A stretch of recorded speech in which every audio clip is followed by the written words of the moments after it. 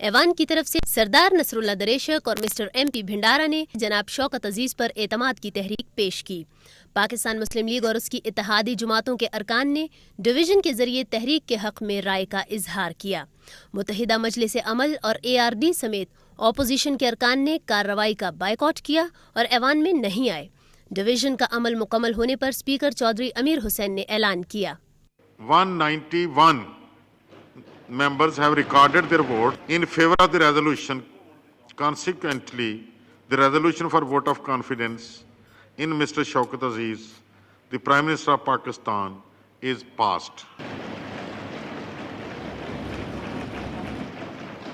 اعتماد کا ووٹ حاصل کرنے کے بعد ایوان سے خطاب کرتے ہوئے وزیر اعظم جناب شوکت عزیز نے کہا کہ ملک میں معاشی اصلاحات کا عمل جاری رہے گا اور غربت اور بے روزگاری کے خاتمے کے لیے جلد پروگرام شروع کیا جائے گا۔ میں تمام اراکین کو یہ یقین دلاتا ہوں کہ میں اس ایوان کے اعتماد پر پورا اترنے کے لیے بھرپور محنت اور خلوص نیت کے ساتھ اپنی ذمہ داریاں نبھاؤں گا۔ ہماری اولین ذمہ داری اس جمہوری عمل کو جاری رکھنا ہے۔ ہم حزب اختلاف کو ساتھ لے کر چلنا چاہتے ہیں۔ حق اور سچائی کی بات جہاں سے بھی ہوگی ہم اس کو قبول کریں گے، لیکن حزب اختلاف کا بھی یہ فرض ہے کہ اس ایوان کی کارروائی کو آگے بڑھائیں۔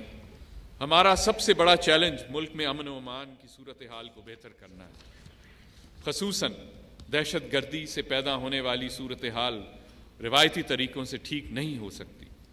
اس کے لیے ہمیں نہ صرف قانون نافذ کرنے والے اداروں کی تنظیم نو اور ایفیشنسی کو بہتر کرنا ہوگا، بلکہ اپنے عدالتی نظام کو بھی تقاضوں سے ہم آہنگ کرنا ہوگا۔ ساتھ ہی ہمیں غریب عوام کی سہولت کا خیال بھی کرنا ہے تاکہ وہ چھوٹے چھوٹے مقدموں میں اپنی زندگی تباہ و برباد نہ کریں۔ ہم ان دونوں شعبوں میں نئے وسائل مہیا کریں گے اور دور رس اصلاحات نافذ کریں گے تاکہ امن و امان کی صورتحال بہتر ہو اور عوام کو انصاف کی فوری اور آسان سہولت میسر ہو۔ ہم ان عوامل کو بھی ٹھیک کریں گے جو ہمارے نوجوانوں کو مجرمانہ زندگی کی طرف لے جا رہے ہیں۔ غربت اور بے روزگاری کا خاتمہ در حقیقت اس برائی کو جڑ سے اکھاڑنے کے لیے ضروری ہے اور ہم اس سلسلے میں مؤثر اقدامات انشاءاللہ کریں گے۔ وزیر اعظم نے کہا کہ ملکی دفاع کو اور مستحکم بنایا جائے گا اور خارجہ پالیسی کے ذریعے قومی مفادات کا تحفظ کیا جائے گا۔ ہمارا دوسرا چیلنج سرحدوں کی حفاظت اور ملک کی دفاع کو مضبوط بنانا ہے۔ ہمارے کوئی جارحانہ عزائم نہیں ہیں، لیکن ہم اپنی دفاعی ضروریات اور قومی سلامتی کے تقاضوں سے لاپرواہ نہیں رہ سکتے۔ ہم اپنی آرمی، ایئر فورس اور نیوی کو جدید تقاضوں سے ہم آہنگ کریں گے اور ان کے تمام ضروریات کو پورا کرنے کے لیے اضافی وسائل مہیا کریں گے۔ ہمارا نیوکلیئر پروگرام ملک کی دفاع میں مرکزی اہمیت کا حامل ہے، لہٰذا ہم نہ صرف اس پروگرام کو جاری رکھیں گے بلکہ اس میں مزید مہارت اور مؤثر کارکردگی حاصل کریں گے۔ ہماری خارجہ پالیسی کا واحد مقصد قومی مفادات کا تحفظ ہوگا۔ ہم تمام فیصلے صرف اور صرف ملک کی بہترین مفاد کو سامنے رکھتے ہوئے کریں گے۔ ہماری خارجہ پالیسی علاقے میں امن اور استحکام کو فروغ دے گی۔